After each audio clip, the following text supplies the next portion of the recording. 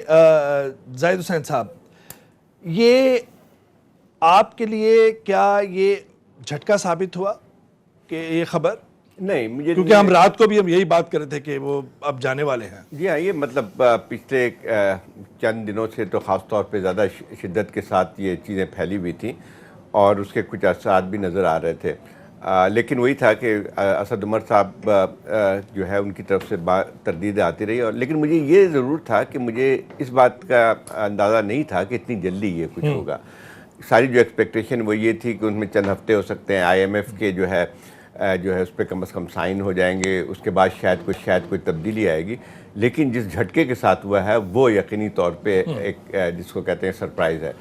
اب لیکن وہی بات آتی ہے کہ یہ پہلے بھی ہوتا رہا ہے اس قسم کی چیز، لیکن اصل بات یہ ہے کہ دیکھیں معاشی صورتحال تو سب کو پتہ ہے کہ کیا صورتحال تھی. جو بہت ساری چیزیں جو ہیں اس حکومت نے انہیرٹ بھی کی تھیں، لیکن یہ تو ضرور تھا کہ اس کے جس طرح سے حکومت کی پالیسی چل رہی تھی، معاشی اکنامک پالیسی چل رہی تھی، اس میں بہت سارے سوالیہ نشانات تھے، اور اس میں وہی بات آ رہی تھی کہ جو ہے کیا پالیسی صحیح ہے، کوئی ڈائریکشن صحیح ہے. یہ چیزیں جو ہے خاصا ایک تنازع کے باعث بنی ہوئی تھی.